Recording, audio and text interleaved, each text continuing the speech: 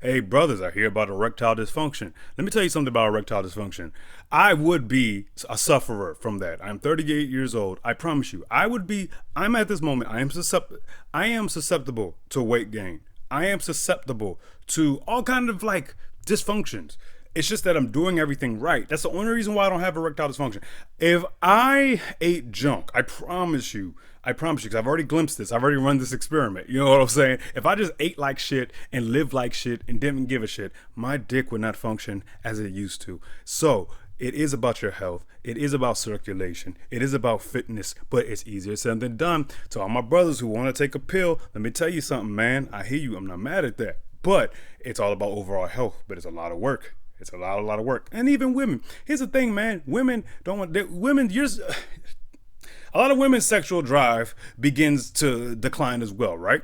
But you know what also, and by the way, just health would help you as well. Every recommendation that I have for a man is the same recommendation that I have for a woman. It's all about health. It's all about circulation. It's all about pressure and nutrients and nutrient deficiency and kind of like nutritional inadequacies, and the fact that our body is, as we get older, it is leaning towards deterioration. Unless you combat it, unless you engage in anti-aging kinds of practices. Look at it like that. Unless you engage in anti-aging kinds of practices, you will suffer from all the things that you imagine you'd suffer from. I remember when we were younger back in the day, it was just like, oh, if we have blood pressure, poor pressure issues in our family. We got diabetes issues in our family. It would all be all this hereditary bullshit. It's not that you don't genetically have a susceptibility. Let's just talk about this.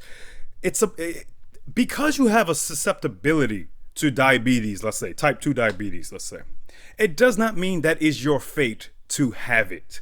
They got to get this shit out of your head. Just to anybody who's perhaps been cursed or has been infected with this psychological virus of, oh, it's just my fate. It's just my fate that my back is gonna hurt, my knees are gonna hurt, my legs are gonna hurt, my dick don't work. It's not your fate. It's not your fate, man. And that's why I'm such a big fan of all around healthy fucking practices. Oh, let me curse. I've been trying not to curse for you fucking fools. Oh boy, it's coming out, my resentment, my bitterness. I tell you what, it's so funny because I'm such a nice, loving human being, but everybody annoys the shit out of me. They do. Because the average annoys me, not the greatness. The greatness. Like I just watched UFC over the weekend. Oh, I love you should all be UFC fans. It annoys the shit out of me that, for instance, let me pick on the black community again. Let me get my Uncle Tom on. Francis Ngannou, for example. Francis Ngannou, who had left the UFC, even when he was in there, I would sing his praises. And he's the epitome of strength, of class, of respectfulness, of everything. Like, dude he's mother effing African. The fucking strongest, baddest man on the mother effing planet. He could beat up any dude. All of it. What is all this nonsensical gangster all bullshit rap music talk about? It glorifies what? I can hurt you. I'm stronger than you. I'm better than you. That's essentially what it talks about, right? And it doesn't take actual strength. Like, a lot of people have strength in their index finger, enough strength to pull a trigger. That's like, I was just thinking about that earlier, how bitch ass that is, and how that it's still, I get when we're very, very immature and young, how we're all swept up by like it's like cowboys and Indians kind of thing. It's like, oh, gangsterism and all this shit. But when you get older, the fact that motherfuckers my age are still on that bullshit, still listen to that bullshit. I can't listen to these weak men brag about weak things. I can't listen to a motherfucker brag about how they'll kill you. Man, look, again, the most pathetic, wimpiest fool in the world could kill somebody. I see it all the time. There's a great YouTube channel called Explore With Us where they're interviewing these serial killers, and that's just serial killers in general, people that have done horrific things.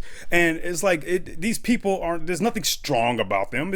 You could be as weak as you want to be, as pathetic as you want to be. It doesn't matter. A child can take somebody's life. Who gives a shit? So if we're talking about discipline, strength, growth, evolution, sophistication, even like just all that stuff. Like the UFC fighters, and again, Francis Ngannou is the epitome of that. But UFC is what you want to go for, men and women. There's a lot of awesome women in it. There's a lot of awesome dudes in it. If you want a mother effing role model, and it's not about perfection. Nobody is perfect. Stop looking for a perfect person to like base your to get your inspiration from. Anybody whether it's David Goggins, Francis Ngannou, even Israel Adesanya's flawed ass. He's a flawed human being. It doesn't matter. I draw inspiration. Tom Aspinall is a great guy. He just won the heavyweight interim belt over the weekend, and I thought he'd win. And I'm so annoyed that people are like, "Oh, I can't believe it." Yeah, I can believe it. You don't really pay attention to UFC or to mixed martial arts if you're so shocked by mother effing Tom Aspinall winning. It's not that it's a guarantee that he'd win, but of course it's possible, and it's not a surprise. Moving on from that, get your health together. Let's do better. And do I have anything else to say? Can I rant a little bit more? I don't know if I should. All right, let me continue. I'm just gonna continue for a few more minutes, and for the two people that give a shit. Listen, man, health matters a lot. And, of all the priorities that we have priorities where we're like, oh, I need love in my life. What's the point? Let me ask you this. What's the mother effing point of having love if you will eventually deteriorate and you will not be able to communicate appropriately? You will not be able to you won't have the mental fitness to deal with life struggles and life's conflicts, because you just threw your health to the wayside because that wasn't a priority for you, because you would just assume that let the chips fall where they may. Like that is that's a silly thing for you. I guess I am done ranting. What I want to say is please put a lot into health. It's not about living a long life.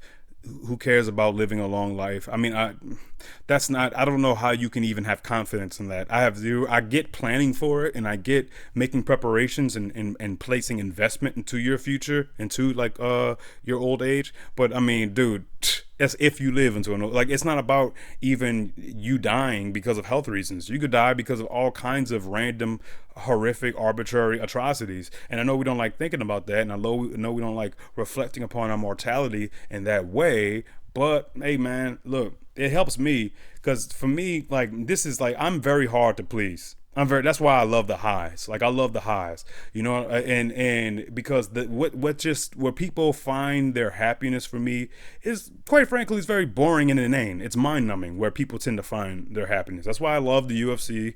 That's why I love reading some rich, nutritional words. That's why I like listening to verbal richness in communication. And verbal richness is when we speak about that which matters to us, to the depths of our soul, and we talk about what matters deep within our heart, and we talk about when we reflect upon our mortality, when we reflect upon just the absurdity of existence itself, and how it's so funny because human beings, we came from just very, very, very humble beginnings as a species, and how now it's just so interesting how our minds have been just, I say it all the time, we've been so hijacked to where our perception makes us feel as though like this has been humanity since the beginning. Like, this is what humans are. It's like, dude, this is all made up. We're all making this shit up. We're all deciding this is how you should live and that's how you should live. But it's all within the context of I'm not adding a stigma behind capitalism, but it's in this particular capitalistic American context that we are like declaring this is what life is. It's like, no, first of all, let's admit something. You're buying into something, and you are saying that this is what life is in a very specific context. It's like, it's so, but it doesn't necessarily mean that it speaks to your base humanity. I believe that our humanity has a hunger and an appetite, not just for food, not just for water, not just for social interaction, but high quality food, high quality water, high quality social interaction. Water with toxins in it is going to affect you slowly but surely. Eating bullshit food, it affects you slowly but surely. Talking nonsense with each other, it affects you slowly but surely. And so we take these things for granted, and we think that any kind of thing is good for us. Any kind of interaction is fine. Any kind of way of life is fine as long as we're getting money and we live in the appropriate places. But I mean, to me, what's the point if you're not getting the best version of yourself? Like, I really, really, really cannot comprehend the purpose. To me, you are in zombie mode. That's what it feels like for me when I just throw everything to the wayside and don't give a shit, I feel like I'm a fucking zombie. I feel like I'm sleepwalking. And so, but hey, we all have our things, and I have a few more minutes. What else can I talk about? Well, I guess I'll wrap it up here. Hey, bless you all. Enjoy your day. Let's all try. Let's all do our best. And not just for the people in your lives, but for yourself. Don't outsource your life to other people, please. I just trips me out when people are like, I wouldn't be living if it wasn't for my child and whatnot. It's like, okay, that's okay. That's quite the burden to place upon your child, I think. But maybe not. Maybe that's fine. But I would like for you to see the purpose of living just intrinsically and just independent of anybody else. I think where our true power comes from is in the thought experiment of, okay, if there was nobody that supposedly loved me, if there was nobody around, if I was just completely by myself with my thoughts, all I had was shelter, food, and water, how am I rolling? What am I desiring? Because look, man, our desires are highly based off of what this world told us we're supposed to want, and what this world told us is going to make you valuable. And then people then engage in that transactional kind of attraction, that transactional kind of togetherness. And we wonder why we are so effed up, why we feel so empty, why we feel so discombobulated, why we can't think clearly, why relationships ain't shit. And then everybody's a co-enabler in all this. And it's quite the conspiracy, honestly, because, I think that what this world is trying to do, I get my conspiracy on. I feel like social media, their genuine interest, they're not even trying to hide it anymore. Their interest is in just to compromise your attention span to the best of their ability. Social media's interest is in hijacking your mind and having you be as attentive as possible to whatever nonsense it's displaying to you. How much time can it take away from you? How much time and energy can it get from you? That is its goal. That is the interface's goal, and they have gotten very, very good at it, and we just accept it. And it's so funny because we're like, this is a conspiracy, but this is not a conspiracy. Like, how stupid are y'all? And I say that because I constantly tell myself I ask myself, like, how stupid am I? Like, how fucking dumb am I? Like, God, because it gets the best of us because we're human beings. All right, I'm gonna end it there. Hey, I love y'all. Peace and blessings. Hope y'all enjoy y'all day.